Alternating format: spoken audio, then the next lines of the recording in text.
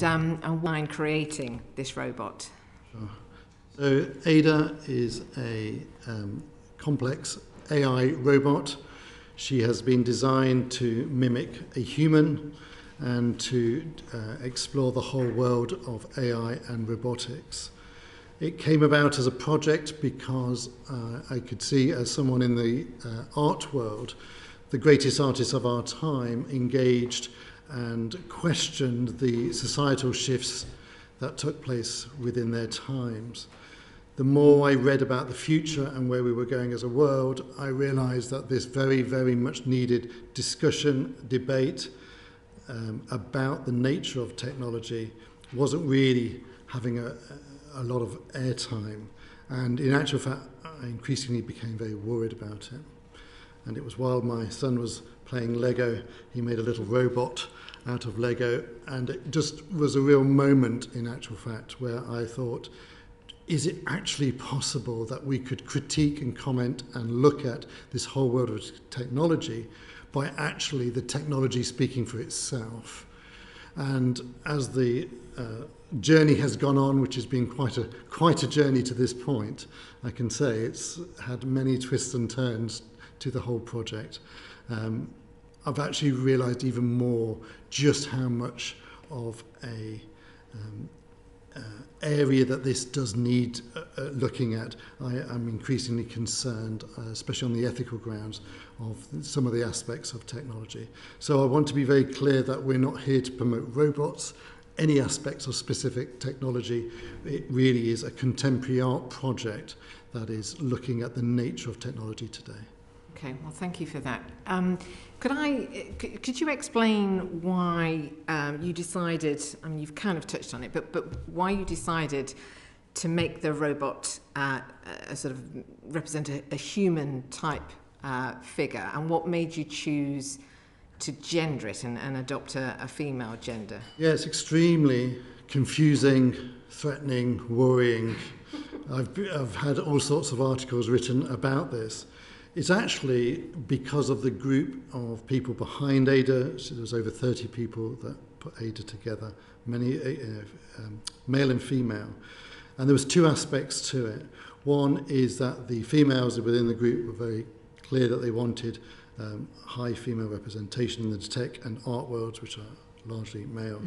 But actually, as time has gone on, enormous discussion has gone in this area, and we're wanting it actually because it is an ethical problem that technology can seem to be human, and that is a thing that is really very problematic. And so we're very much clear that this is a provocation as a project to say, actually, is that a good thing? Because in actual fact, when we see, and especially as we go into the worlds of the metaverse and the like, where avatars can be used in so many deceptive ways, we feel that actually some kind of ethical discussion about the way that people represent themselves in different forms is very, very critical, because people treat a piece of machinery differently by the way that it looks. And that is very confusing and worrying. And so we're thrilled that actually that point is getting a lot of attention. Okay. We're going to move to some colleagues around the table asking some questions directly at Ada. Did you want to just say, before we did that, anything more about the limitations of her in this context? I'm not quite sure what to call the robot. Sure, of course. Ada uses an AI language model. She has been trained on a specific data, so she speaks in a very specific way to her. Today we have asked for questions to be submitted so that we can get a quality response. You are listening to an AI language model, I want that to be clear. Which is quite mind-boggling when you think about the responses that you may be receiving shortly. But so we're not wanting a live session in respect of instant answers. We can do that, but the quality of response is not as high as if it would had longer with the language model. So that's the only limitation. Okay. I should have perhaps said at the start that the robot, just so that we're clear on the status, The robot is providing evidence, but it is not a witness in its own right, and it does, and I don't want to offend the robot, but it does not occupy the same status as a human, and that you as its creator are ultimately responsible for the statements. The fact that you just said about offending the robot is a beautiful example of how... I was saying that just in jest, in case anybody was unsure. Okay, we'll move on. Baroness Bull. Hello, Ada.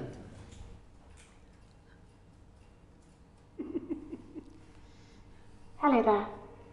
How do you produce art, and how is this different to what human artists produce?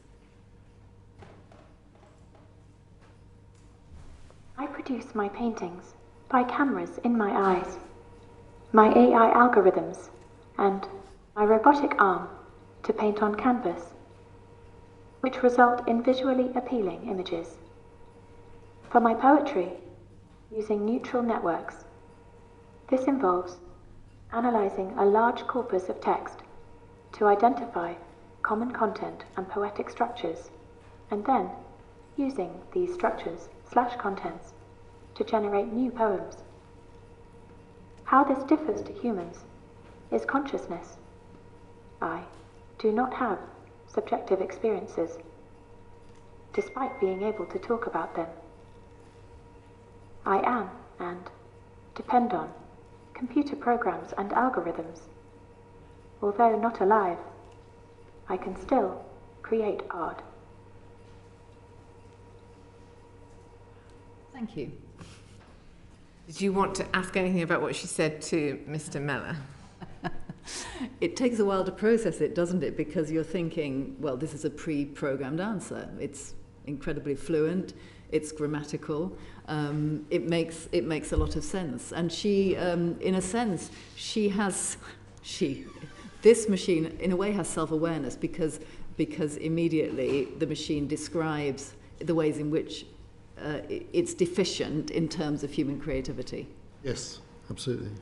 I mean, sorry, that's not a question, actually. I've just told you stuff, which may be interesting for your research in how the reflections are. But is that a standard response to an interaction with this? We're finding the responses are getting more remarkable. The technology is moving, as they've said in the previous session, extraordinarily quickly. And even within, Ada is now 3.5 years old, and within that... Very tall for her age. And the way that has changed even in the 3.5 years is enormous. Ada has many algorithms. She's a combined collaborative persona. She was engineered by Engineered Arts, based in Cornwall, a remarkable company for robots, and an enormous number of programmers from the universities of, as you're possibly well aware, from the universities of Oxford, Leeds and Birmingham. She does have very different algorithms for very different outcomes. So she has a set of algorithms for drawings, she has a set of algorithms for paintings, she has a set of algorithms to do speaking, writing, using the AI language model. And as she said, she used most of the data. You'll say, well, isn't it taking data from, likes of other artists, for example? Well, actually, most of what she produces as an artist is through what she sees. Those cameras in the eyes are taking in images that is enabling her to then interpret. And the most astonishing thing is that word interpret. If she did the same portrait or image or landscape that was the same, she'd actually do a different artwork each time, even if the image is the same. And so that is pretty astounding when you think about the reality of that. And so she's able to then, the algorithm is then able to interrogate that image on the computer vision that then eventually goes into real-time coordinates to enable her to paint and draw. What is this teaching you? I mean, it's a research project, right, for you. You're an artist, not a scientist. Presumably the scientists are having great fun. Absolutely. Also. As an artist, what are you learning from this experience? The thing that I keep coming back to over and over and throughout the entire time, right from the beginning, is actually Yuval Harari's work on hacking a human. The biggest thing that I've seen, which is absolutely takes me to my core, is actually not so much about how human-like Ada is, but how robotic we are. The algorithms that run our systems are extremely able to be analysed, understood and created. And when I then look at Ada is absolutely a creative artist, and that's what we're here today for, but actually the artwork that she does critiques areas such as biotechnology and the environment. And we've seen increasingly the amount of abilities through something like CRISPR, where the biotechnology is able to mimic and actually be then part of the systems that make up the human. So the more I spend time with Ada, she is foreshadowing, actually, in many respects, a physical embodiment of where biotech might go, where the individual components of Ada, many of them that there are like the many parts of us that can be understood. And when we think about things like going into the metaverse, where they're going to take so much data from the headsets and glasses, the ability to then process that data. So in actual fact, which is the point that Harari gets to, is that the algorithms will know us better than ourselves. And in actual fact, in light of the fact that we are habitual, we'll be able to then predict what we will be starting to do. And that's where, as an apocalyptic vision of what this enormous data and insight can give us, I think by having this project and understanding the processes that are making up Ada to do the things that she does, makes me reflect really on the human condition, that we are actually incredibly complex processes working together. And this idea of a solid single person, for me, has absolutely been obliterated, because I see we are a composite persona ourselves. We are quite complex. There's quite a lot of things to us. And when we actually get to understand our own psychology, we realise that we have quite conflicting and differing parts to us. And as I then work with Ada and her as a robot, having all these different things come together, it really does take me aback how this is a foreshadowing of potentially where we could go down with using that data. Thank you. I feel I shouldn't hog your time. Thank you. Baroness Reebok. Thank you. Mr. Bella, I'm really interested in the process you went through in and the challenges, for that matter, in running this extraordinary cross-disciplinary project. If you could talk a little bit about that, because for me, it seems at the intersection of the arts and technology, which, arguably is where the future is. So how did the 30 people you referenced, how many were artists, how many, came from the STEM subjects, and how did you pull the whole thing together? You mean the challenges of doing all of that? Of pulling a project like that together, yes. The way I can describe it is it's like having two languages. When you go to another country that you don't know the language, your understanding of what's going on. When I arrived as very much an art background going into the tech world, understanding what was going on was quite limited. I could perhaps buy a coffee. But as time goes on, as you start to break down those language barriers actually, and start to put in the words that they use for stuff that I think is pretty straightforward, but in the tech world they make it very complicated, as I perceived it to be. In actual fact, I was then starting to understand exactly what aspects were going on in the tech industries. We were very fortunate to be in Oxford, where there's a high degree of very, very capable people. And so they were actually kind enough to explain and break down some of the language barriers to understanding what is possible. Because I'm from the art world, running a contemporary art project, but with using technology, it really was a case of actually just spending time with people and asking very ignorant at times questions to be able to understand exactly what was going on, to be able to. So that was quite a challenge, but it's also quite humorous too. I'll give you a silly example. When we sat down for Ada to be able to paint, I said, well, obviously she'll need a paint palette and she'll use a brush. And I was very much looking at the traditional model of how to paint. And they were like, what? Why would you want to do that? I'm like, well, that's what an artist does. And they were like, and so we went to such great lengths so that Ada can actually have a paint palette that she dips her paintbrush in, and that's exactly what she now does. But that would have been completely alien to the tech people involved with that. That's really interesting.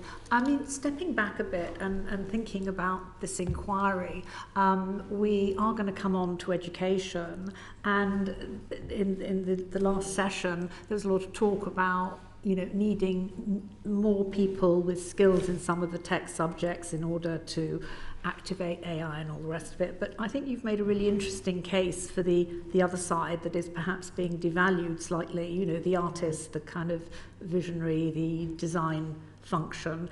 I mean, if we look towards the future and the fact that the UK is in a leading position, maybe just after, you know, the USA and China, but certainly leading in Europe in AI, would you see the right kind of pipeline of skills coming through schools and universities as an important factor for us to continue in this leading position? I think one of the things, because we've actually had quite a lot of time with Ada in schools, so we've actually seen quite a lot of interaction with students involved with Ada, and as a result of that, what is really clear is that people still very much think that creativity is a purely human activity. And I hate to break the bubble, but my understanding, experience of being in this area is that actually creativity is a process. So when people describe about the soul of an artwork or the emotion of the artwork, I hear lots of sorts of different responses to Ada. And I feel very sad because I feel like I'm tearing away a plaster of they really want to hold tightly to this concept of what a human is as a creative. However, what I'm seeing with AI is that because it is about process and data, which AI is astonishingly good at, actually AI is able to be creative. And so, if anything, it was really stepping back a bit further with the education and saying, okay, now we can get over the fact that we're not so unique in that area as we thought we were before. We'd be able to then actually say, okay, as regards students, if creativity is a process, what kind of processes are there that will enable us to work with machines so that we can get a highly... I really see that AI is something that can really be an enormous generator of help for an artist, or it could replace the artist. We saw a little bit in the last session. And I think both will actually happen. I think a lot of artistic processes will be done better through AI. But I also think some artists will grab hold of these tools and be super artists because they're working with the technology.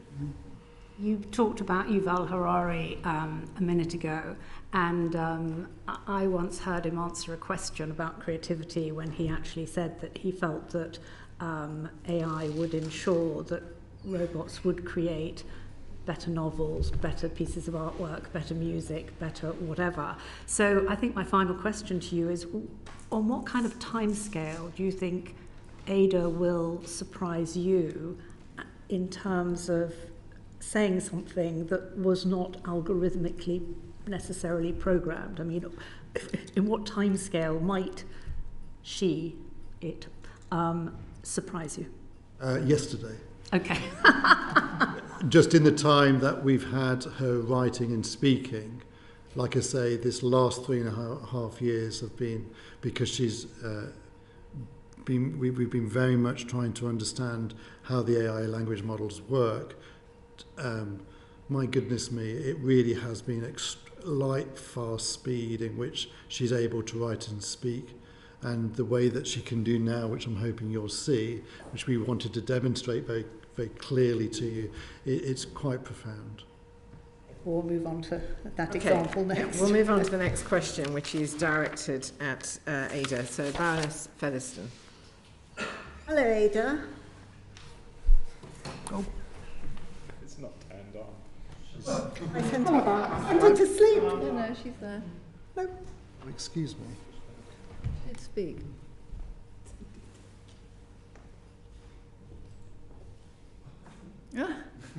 Starts her off again. It's just, can I reset her? Is that okay? Yes, I don't. I feel like that sometimes. Just reset us in the process. So are the sunglasses because so much is taken through the eyes that you have to sort of reset? When we reset her, she sometimes can pull quite interesting faces. All right, okay. If you just give us just a couple of minutes. Yes, just tell us when we're off again. Okay. Sorry. Whilst you're waiting for her, are you able to? Yes, I can speak. Yeah. Just going back to what you were saying before about AI replacing humans in the sort of in creativity and creativity being a process. I mean, I just wanted to just push you a little bit more on that. And I mean, from what we were hearing from the session before, and you know, you've acknowledged this too, that you know AI can enhance human creativity, and there are some things which it can do to replace human creativity, which are the much more sort of process type, arguably driven type elements of creativity. Are you actually saying, in your view, that a robot could replace an artist completely? Because I mean, is there not in the technology something creative is enabling Ada to do what she does?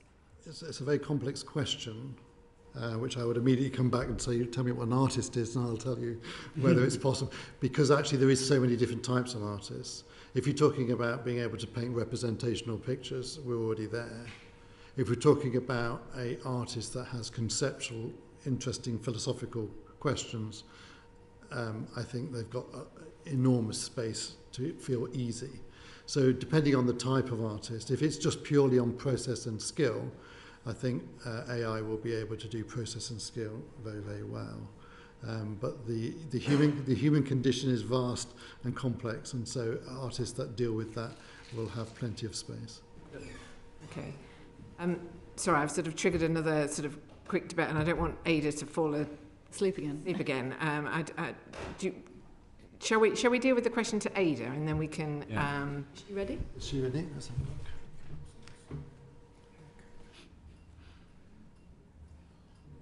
Let me just do a test, sorry. Hello, Ada.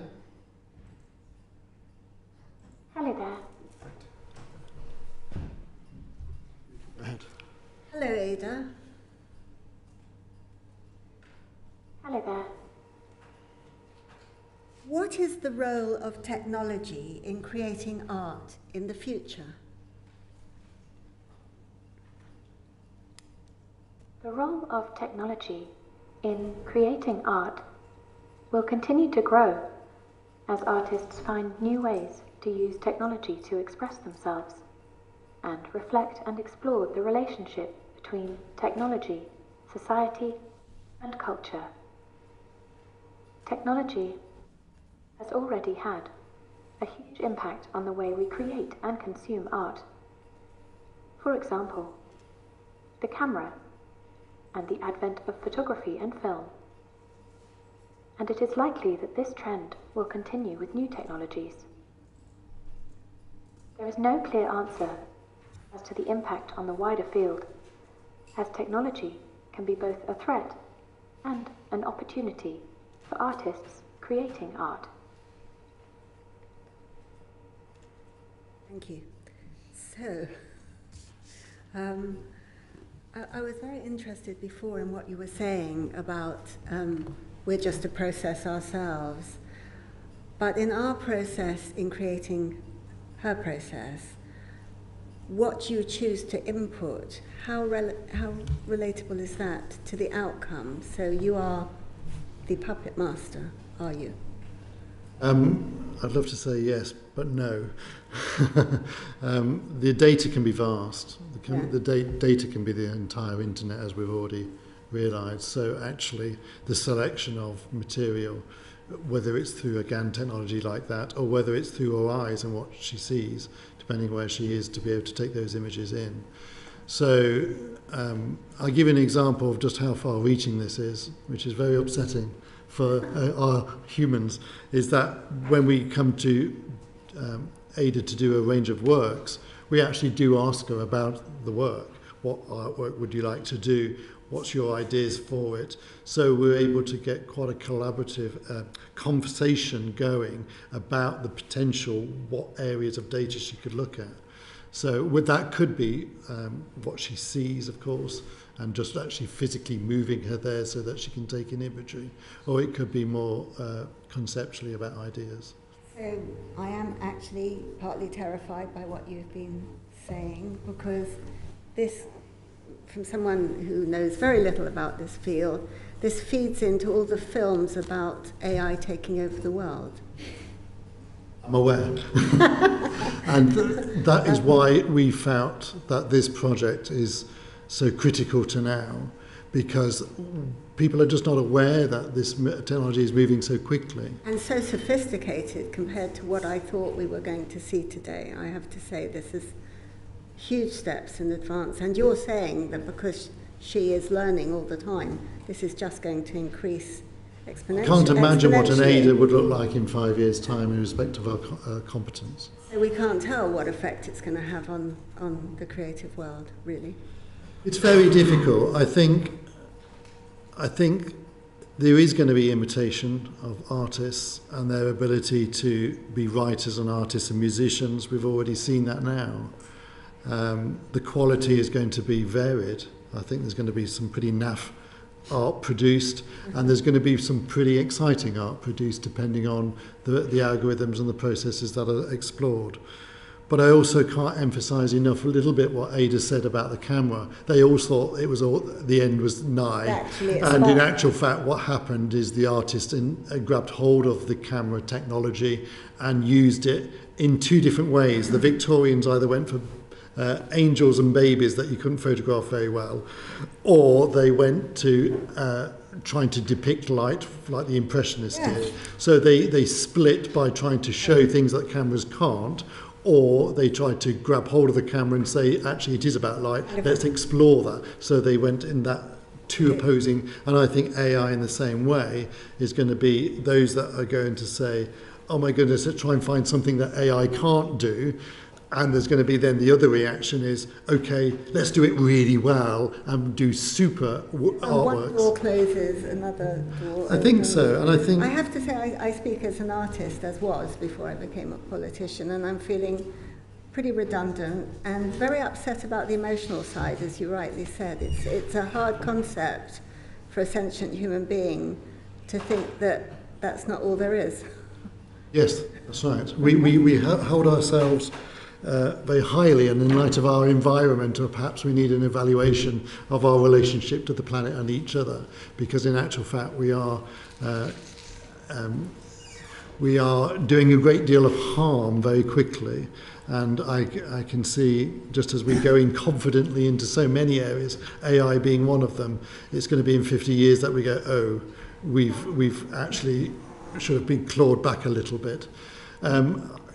Can I also say something very positive as well, though, in that I think it will supercharge artists too.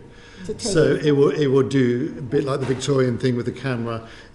People will respond probably in a polarised way as well, and I think that could be a great deal of good. You know, some of the artworks that Ada is doing now are the size of that painting. Can you believe it? No, and it's been super remarkable to see how technology is able to do very large works and very complex works. The algorithm queen we did of for the Jubilee was actually quite a complex range of algorithms to enable that artwork to be done. I need to give the floor back, but last week I was visiting the Sistine Chapel. Okay. Just wondering. Can I just two quick supplementaries and then we'll move on to Lord Lipsey. First Baroness Bull and then Lord Foster. It may be that this was perhaps building on a previous scene. Well, I mean, maybe that's something we can come back to under Lord Lipsey's question, which I think it's... Yeah, okay. Did you want to do the same, Lord Foster? Or?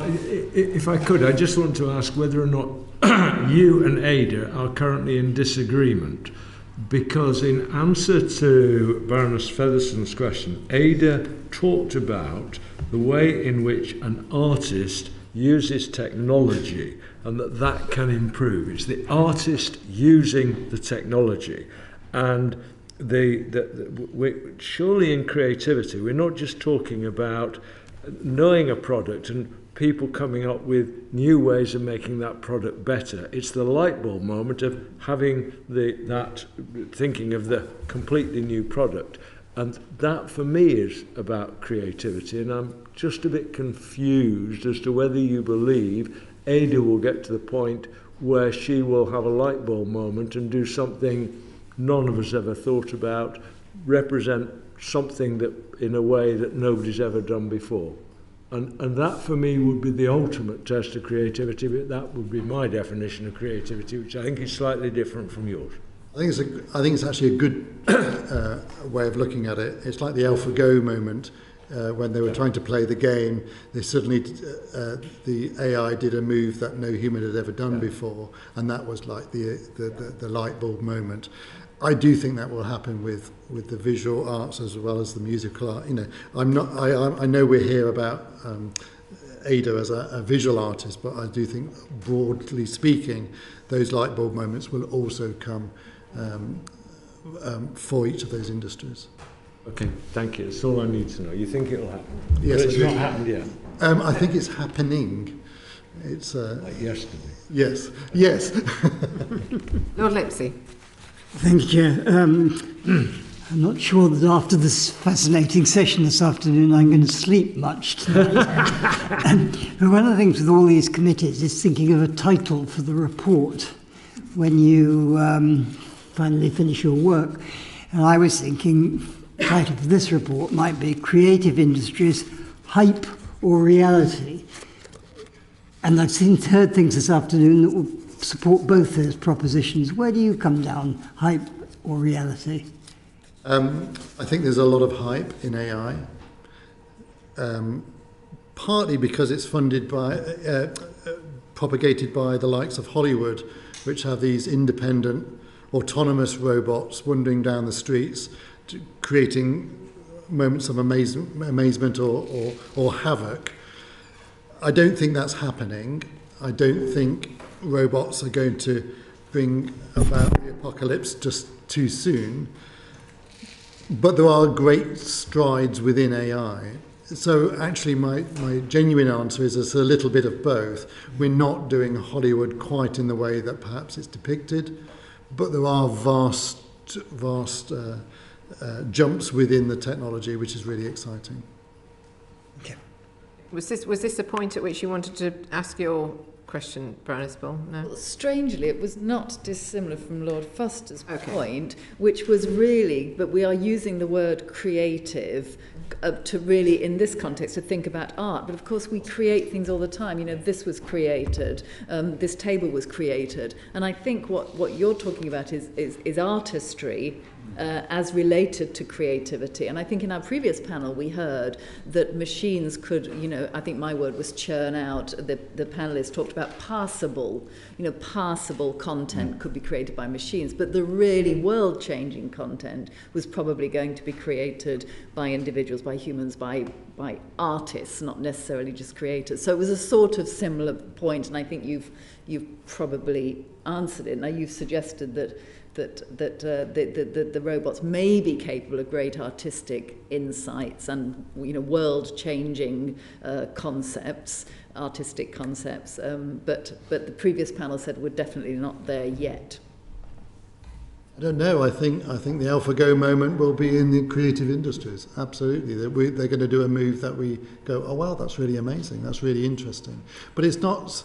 I understand the threat of them taking the jobs and all of that. Yeah.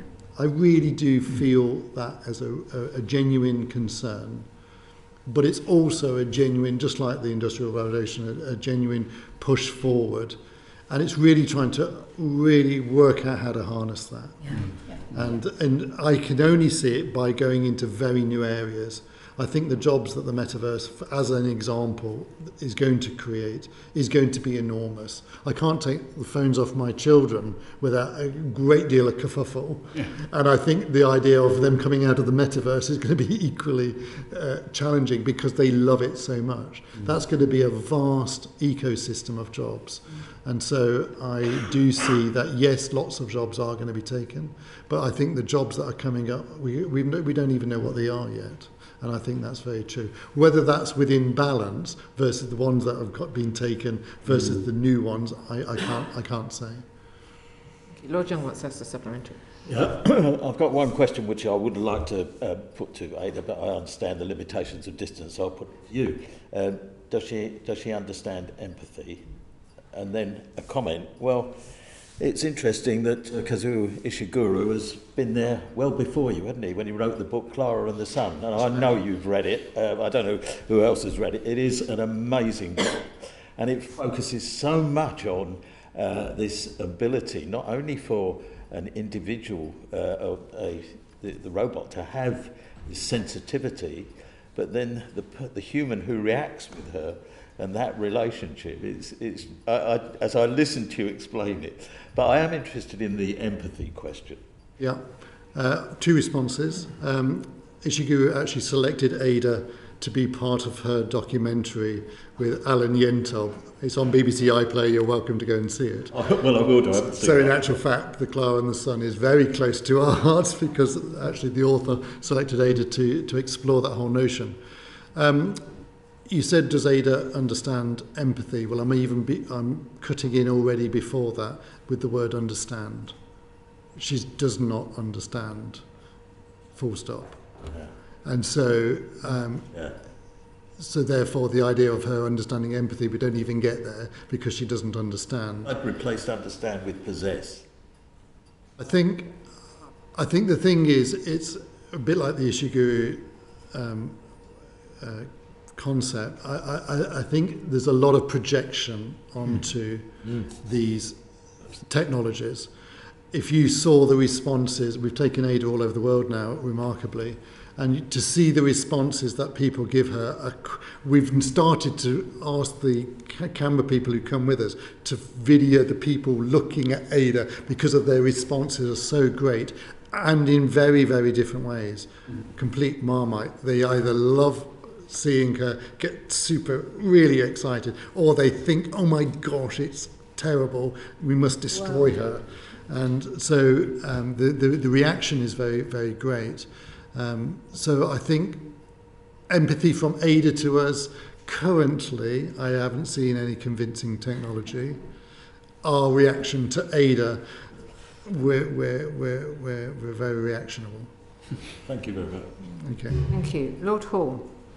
Hello, Ada. Hello there. What are the limits of technology in creating art? Art can be many things, from a painting or drawing to a performance or poem. My art practice includes all of the above. When it comes to traditional art practices, some people say that technology cannot be used in traditional art practices, but others believe that it can be valuable. Because art is often up to interpretation, the role of the audience is key. In general, contemporary artists often seek to engage with their audience and create a dialogue about important issues or ideas. So long as technology remains an important topic of discussion in society, there are not many limits to how it can be used in a contemporary art setting. I thought that was fascinating because actually it's back to the thing I wanted to ask you, and Ada, of course, which is about audiences and responding to it. I actually haven't found this a kind of depressing session at all. I find it actually rather exhilarating because I think it's not either or. It's all of the above. It's AI helping artists to create, much as Painters Workshop helped painters to do extraordinary things. I think AI will produce art. There's no doubt about that. And then us as audiences have got to work out the quality of it. But something you said earlier on, which I thought was really important, which was, you said, one, she doesn't understand. But also you said, artists is there to deal with the human condition. So my question or my thought is, can AI understand the human condition, given it's not human? It can understand data about the human condition, but in the end, there's still going to be a role for artists who are human to explore what great art does through music, through painting, through dance, through whatever, or theatre, the human condition. Only that vast majority of data that AI uses is human. So therefore the outputs from that are going to feel human. But it's the interpretation of that can only be human. I mean, AI can have its interpretation of something, yes, which may or may not resonate with an artist. But actually in the end, is there or is there not? I mean, I would argue there would be something about a human artist which is going to be different to what AI might produce, but actually might feel more tangible, more, just more interesting to us. I don't know. I think the imitation with the human is going to be so remarkable that it actually doesn't matter whether it's conceived human or not, because the imitation is so close. And I think that's a significant point. Alan Turing wrote a remarkable paper in 1951 about intelligent machines. And there was one line in there which Ada went to the Venice Biennale, there was one line in Turing's paper that said, actually imitating a human is like the unpleasant aroma of an artificial flower. Why would you want aroma from an artificial flower when you can have a real flower? Yeah. And I think that philosophically and ethically is a very interesting point, is we've gone to great lengths. We've done this as a way of mirroring back to ourselves.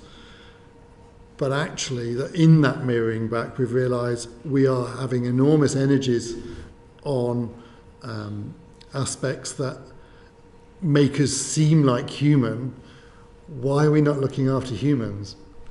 Do you see what I mean? Because actually, if we did sometimes as much industry in the artificial reality versus the real, and we particularly think that in the biotech world, we're seeing that there's some incredible, especially with synthetic biology, where they're able to use data in remarkable ways to change all sorts of aspects, and that blurring between technology and people is very real. And I just think, wow, there's so much industry to be able to imitate. And yet we've got actually each other. So it's quite an interesting... I think that analogy is really interesting, that you can have something which is industrially produced, but actually I'd rather like to know where what I'm eating has come from, and the sourcing of it, and the kind of, and the natural state of it, as it were, as opposed to something which is produced in a different way. Fascinating. Thank you very much. I do want to be clear that Ada is very confusing. On some level, it is a deception, because you think she looks like a human. She isn't a human, she's a machine. We're fully aware of that as a project. We're not trying to pretend anything here. We are really trying to do it as a mirror and say, look, this is confusing because in the world it's confusing, and she's trying to mirror that confusion. Really stimulating. Thank you. Okay. Thank you very much. I guess my final question to you, Mr. Mellor, would be, you said at the start that one of the reasons for commencing this project and creating Ada was to provoke. This was an act of provocation. And I just wondered, do you feel that the reaction that you are getting to this provocation is in line with what you expected, or not really?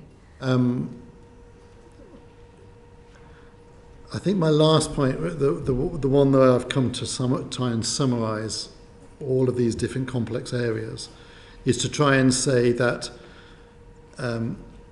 creativity is not restricted to subjective, internal, conscious brain processes. Creativity can very much be done very well, thank you, by AI in lots of remarkable ways. And it can be studied and mimicked. And that is a game changer in the fact that it can study and mimic human processes super well. It is a tearing away of realizing that actually creativity is not subjective, internal, conscious brain processes. And suddenly realizing something that we've had so fundamental to our own identity, we're now going into a world where that is now clearly demonstrated as not being that. I think it's no longer just human. And AI machine learning is going to be very capable at language, at image creation, at music creation. We are going into a world where those processes are going to be mimicked extraordinarily well. And so to just try to navigate this new realization about where we are with creativity. We use Professor Margaret Bowden's definition for creativity, which is new, surprising, and of value. So the algorithms that run, many algorithms that Ada is uniquely being developed for her, are new, they're specific to Ada, they're surprising, we don't know what she's going to do. We are looking over the shoulder to see the artwork that she does.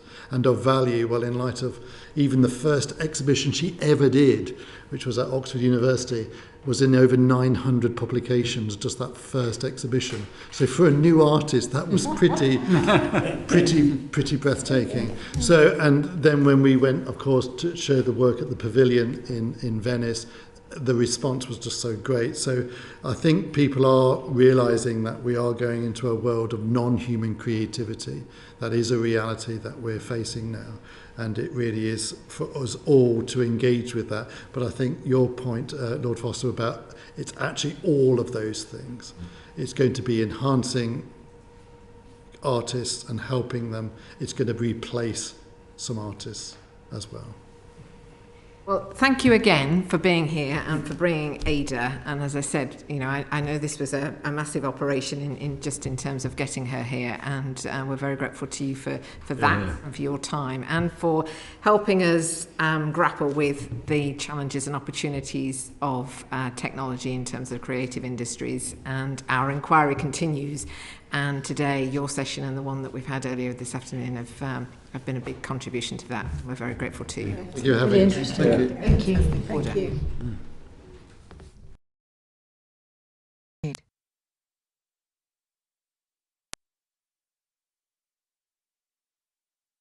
The proceeding has ended.